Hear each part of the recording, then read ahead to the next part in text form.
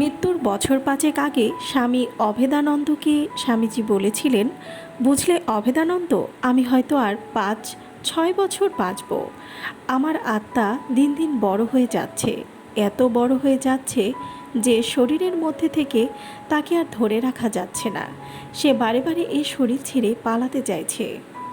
স্বামী বিবেকানন্দ মনে করতেন, বড় গাছের ছত্রছায়ায় থাকলে ছোট চারা গাছ ঠিকমতো বাড়তে পারে না। বহু সময় একথা তাকে বলতে শোনা গেছে। শ্রীরামকৃষ্ণ মঠ ও মিশনের সব কাজ গুছিয়ে ভবিষ্যৎ পরিকল্পনা করে দিয়ে তিনি নিশ্চিন্তে অমৃতলোকে পাড়ি দিয়েছিলেন। মৃত্যুর ঠিক 3 দিন আগে বেলুড়ে গঙ্গার ধারে পায়চারি করতে করতে শিষ্যদের বলেছিলেন, আমার দেহ গেলে ওইখানে সৎকার করবি। গঙ্গার ধারে তার নির্দেশ করে যাওয়া জায়গাটিতেই চন্দন কাঠের চিতায় দাহ করা হয়েছিল স্বামী বিবেকানন্দকে। ঠিক তার উল্টো দিকেই ছিল শ্রীরামকৃষ্ণদেবের দাহস্থান।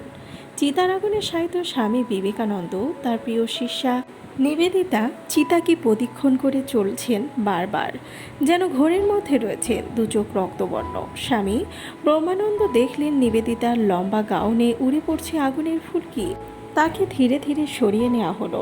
পঞ্চভূতে বিলীন হলো বীর সন্ন্যাসী বিবেকানন্দর নশ্বর দেহ। 4 জুলাই 1902, আষাঢ়ের বর্ষণসিক্ত দিন সেদিন। ঘন মেঘে আঁধার হয়েছিল চারিদিক।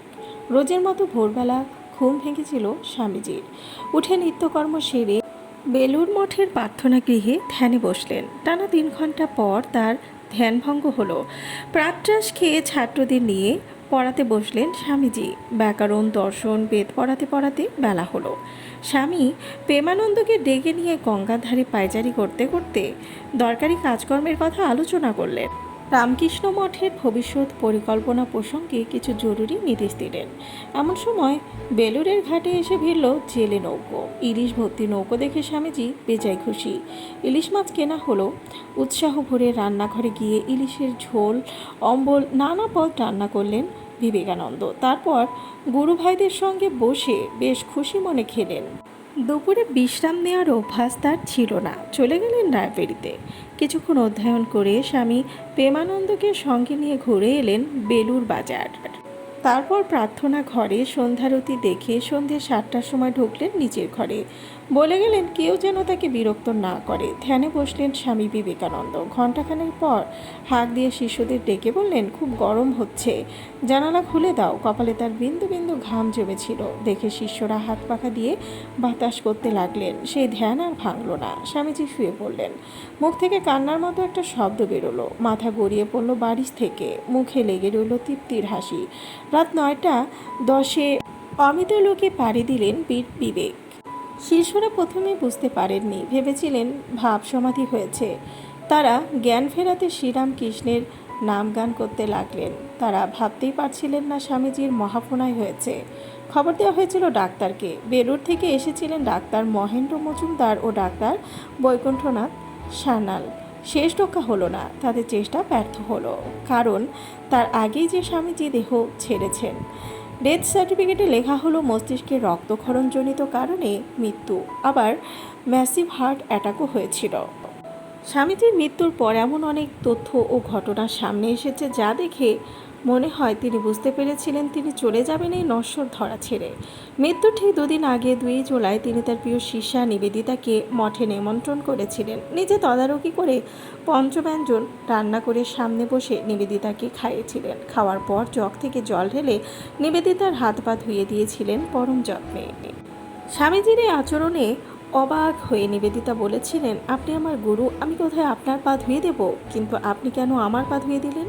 স্বামীজি বলেছিলেন, কেন? যিশুও তো তার শিষ্যদের হাত পা ধুয়ে দিয়েছিলেন। অবাক হয়ে নিবেদিতা বলেছিলেন, সে তো তার মৃত্যুর ঠিক আগে, লাস্ট সাপার। বিবেকানন্দ মুচকি হেসে বলেছিলেন, সিলি গার্ল। সেদিন নিবেদিতা ভাবতেও পারেননি সত্যি সত্যি যিশুর মতোই দেহ রক্ষা করবেন স্বামীজি, তার ফ্রেন্ড ফিলসফার গাইড। তখনকার দিনে ভ্রমণে আজকের মতো সুযোগ সুবিধে তো ছিলই না, বরং বেশ বিপদ বিপত্তিতে ভরা ছিল যাত্রাপথ।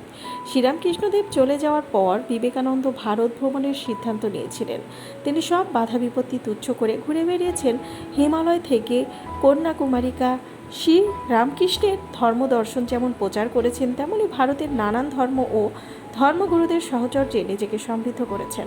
1998 সালে অমরনাথ যাত্রা করেছিলেন স্বামীজি। অমরনাথ পৌঁছে ধ্যানে বসেছিলেন। ধ্যান ভঙ্গের পর বলেছিলেন তিনি ইচ্ছ মৃত্যু বর পেয়েছেন দেবতার থেকে। সেই যাত্রাতেও তার সঙ্গী ছিলেন নিবেদিতা। স্বামীজি হঠাৎ করে দেহ রাখার পর নিবেদিতা উপলব্ধি করেছিলেন অমরনাথ দেবের সেই ইচ্ছা মৃত্যু বরপ্রাপ্তির সত্যতা। বিবেকানন্দ প্রায় বলতেন তিনি 40 পার করতে পারবেন না। হলেও তাই। 39 বছর 5 মাস 25 দিন বয়সে তিনি পাড়ি দিয়েছিলেন অমৃতধারে।